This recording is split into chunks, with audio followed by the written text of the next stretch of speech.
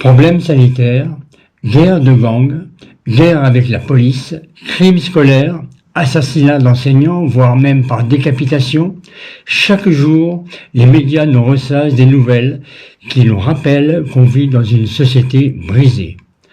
La haine l'emporte sur le vivre ensemble. C'est la guerre entre les générations, les origines ethniques, les religions, la guerre avec la police. On s'agresse ou on se harcèle d'abord virtuellement sur les réseaux sociaux, puis dans la vraie vie. Un mot de travers ou un regard peuvent entraîner un déchaînement de violence. À vrai dire, la violence ne concerne pas que les jeunes. Dans un cercle plus restreint, les choses ne sont pas différentes. Violence familiale, conflits de voisinage, clash intergénérationnel, divorce, jeunes ou âgés, chômeurs ou actifs, femmes ou hommes, riches ou pauvres, nous sommes tous concernés par ce problème de la violence. Ce serait pourtant bien agréable de vivre dans un monde de paix et de fraternité. Chacun accepterait l'autre avec ses différences raciales, religieuses, ses différences de génération.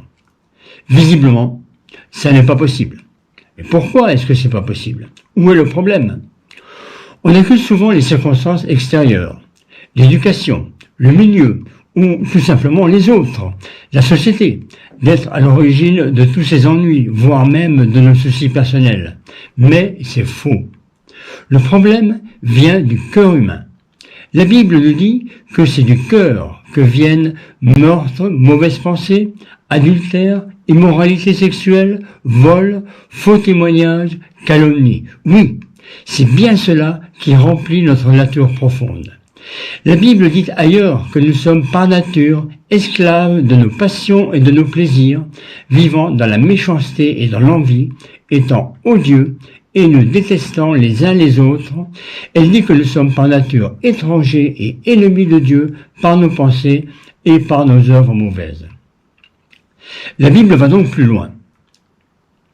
Elle affirme que par nature, nous sommes ennemis de Dieu par nos actions, nos paroles et nos pensées. Peut-être que tu dis, moi, Dieu, je ne le connais pas, je ne sais même pas s'il existe, comment est-ce que je puis être son ennemi? Et puis d'abord, Dieu, en réalité, je n'en ai rien à faire. Note bien que dans notre première citation, les mauvaises pensées sont mises au même rang que le meurtre ou les calomnies.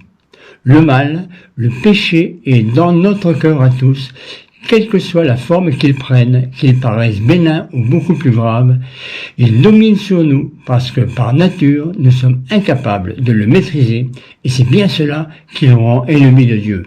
Mais pourquoi ennemi, me diras-tu?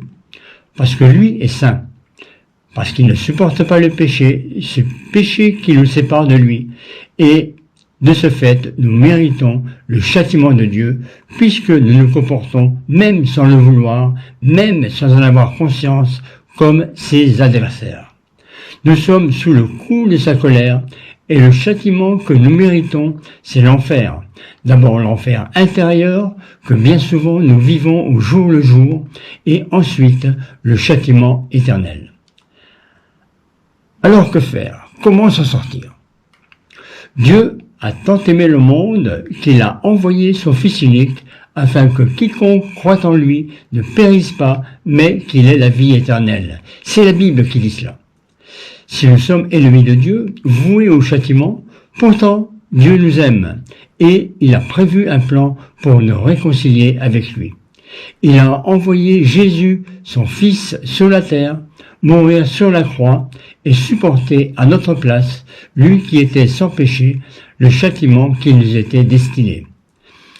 Il est dit que nous sommes réconciliés avec Dieu grâce à la mort de son Fils. Tu peux donc, toi, être réconcilié avec Dieu, être en paix avec lui et être libéré de ta nature mauvaise.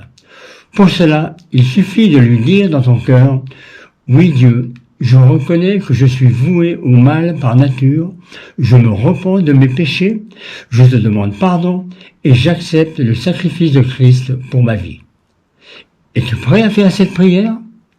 Si tu l'as fait de tout ton cœur, une nouvelle vie viendra en toi et tu seras complètement changé, libéré. Tu seras réconcilié avec Dieu car c'est par cela que tout commence. Réconcilié avec toi-même et réconcilié avec les autres, il n'y aura plus la haine en toi. Si tu fais cette démarche, ou si tu l'as faite, ou si tu veux en savoir plus, contacte-nous.